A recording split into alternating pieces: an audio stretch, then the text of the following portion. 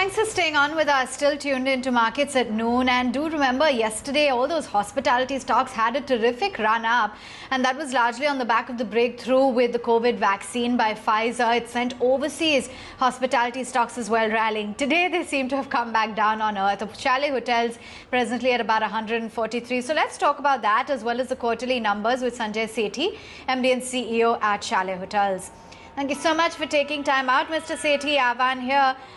Let's just talk about how the past few months have been in terms of business for the company, because clearly the news of the vaccine sent all of these hospitality stocks up and away. How have you read into this development? Thank you, Aban, and season's greetings. Yes, it is very exciting to hear that the vaccine has some form and shape that we are hearing about now. And I think from our perspective, this crisis, which has impacted the world for a lot harder and a lot longer than anticipated, the news update on the vaccine being developed is very assuring. And a cure in the next couple of quarters encourages us and gives us some sense of a time frame for normalcy to return, with a potential ability to significantly accelerate business recovery next year.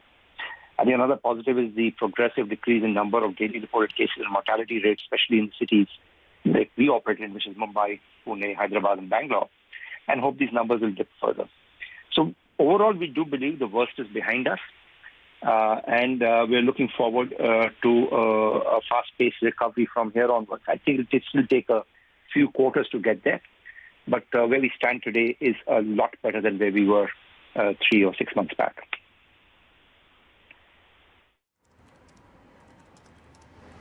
Okay, fair enough. So what has been, the outlook on in terms of your earnings? There have been losses posted this time around. Break it down for us as to how you've, fared in the quarter gone by, what the outlook is on your margins, when you can see a recovery. Yes. So, Aman, what happened was we were quick off the block in terms of cost management, and therefore we had significant reduction in our operating costs when business was hard to come by from quarter one itself.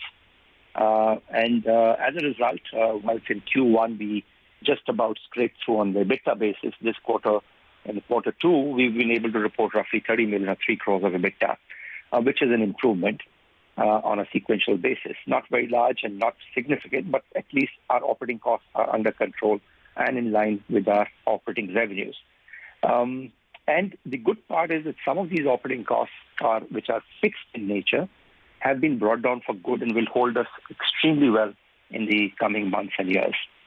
We are a growing company, so we've had significant capex infusion over the years, and there are a few projects which are on even now. And on basis of that, our debt position, which is roughly around 1,757 crores on a net debt basis, has cost of capital that we need to service. We are very comfortable on the balance sheet front. In fact, that's the reason that we didn't look at a moratorium or a restructuring of our debt at any point of time. Our balance sheet indicates that we should be comfortable through the next few years and allow us some headroom for capex for growth also. In the recent, and whilst we've closed the quarter with, or rather the half, with 82 crores of losses, I think we are fairly well placed going forward. We have started some of our projects in the pipeline. We recently announced the restart of our 2 office buildings, one in Powai in Mumbai, the other in Bangalore and Whitefield.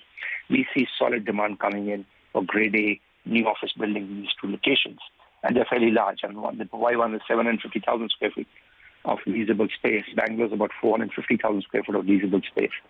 And this right, Sanjay,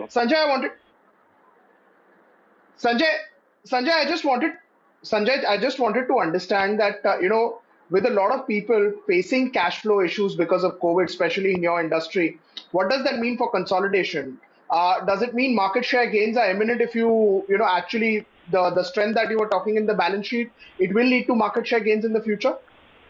Pankaj, yes, I believe so. I think there will be 2, 3 things that will happen. Number one, we'll have some gunpowder dry and ready for growth when opportunities come our way. We believe that there will be opportunities from now onwards for the next 2 to 3 years, and that'll give us an opportunity for some inorganic growth also.